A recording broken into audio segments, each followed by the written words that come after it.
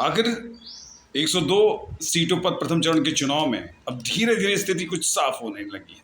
मतदान हुआ। मतदान में जो मैं उत्तर प्रदेश की खासकर बात करूंगा 8 सीटों पर, जिसमें कैराना महत्वपूर्ण सीट और सबसे ज़्यादा मुजफ्फरनगर सीट, पीलीभीत और सहारनपुर जो पश्चिमी इलाके की महत्वपूर्ण सीटें हैं।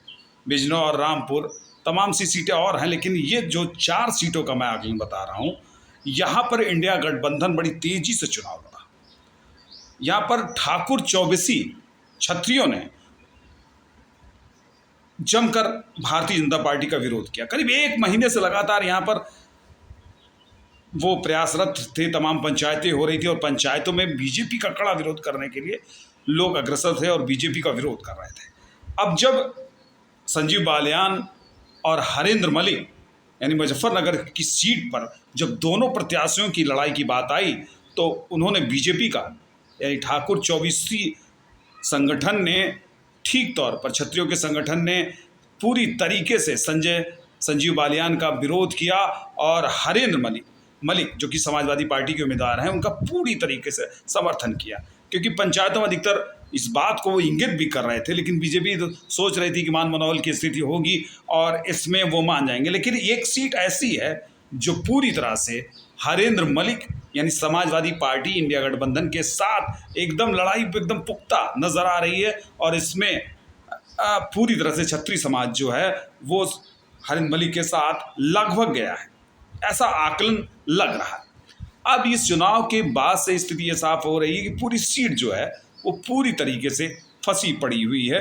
और दूसरी सीट कैराना, तीसरी सीट नगीना में भी कुछ यथास्थिति ऐसी ही है, सहारनपुर में भी यथास्थिति कुछ लड़ाई ऐसी ही है और पीलीभीत में भी लगातार ऐसी ही स्थिति बनी पड़ी हुई है।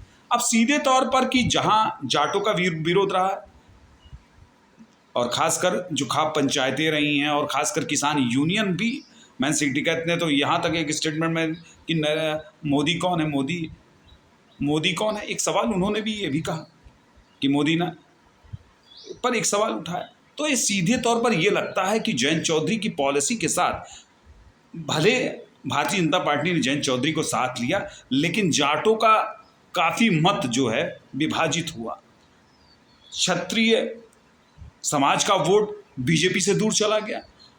तो ये लगता है कि बीजेपी के वोट में जो पश्चिम का इलाका रहा है वो पूरी तरह से साध नहीं पाई बीजेपी अपनी को। और सबसे बड़ी लड़ाई जो रही है वो बीके सिंह की रही है। जनरल बीके सिंह पहले गाजियाबाद से प्रत्याशी हुआ करते थे और वहाँ के सांसद थे। उनका टिकट काटने के बाद से ही क्षत्रिय समाज ने बीजेपी का विरोध करना शुरू कर दिया और इसका खामियाजा बीजेपी को उठाना पड़ रहा है। वो कह रहा है कि हमें गुजराती नहीं चाहिए, हमें गुजरातियों पर ही विरोध उनका है। और ये लड़ाई बहुत तेजी से आगे बढ़ी। हालांकि आकलन क्या होता है, चुनाव क्या होगा, चुनाव की स्थिति क्या होगी, लेकिन पूरी तरह से ये मैं कह सकता हूँ कि पूरे टक्कर की जो पश्चिमी उत्तर प्रदेश में है वहाँ बीजेपी को बहुत अच्छी बढ़त नहीं मिलने वाली है। वहाँ पर समाजवादी पार्टी और इंडिया गठबंधन को साफ तौर पर रास्ता ज़्यादा मजबूत मिल गया है, जिसकी पहले आकलन नहीं किया जा रहा था। लेकिन अब ये है कि 200 सीटों पर जो भी चुनाव हुआ है इसमें बीजेपी बहुत मजबूत स्थिति में नहीं है। बीजेपी को भी इस बात का अब एहसास हो गया है।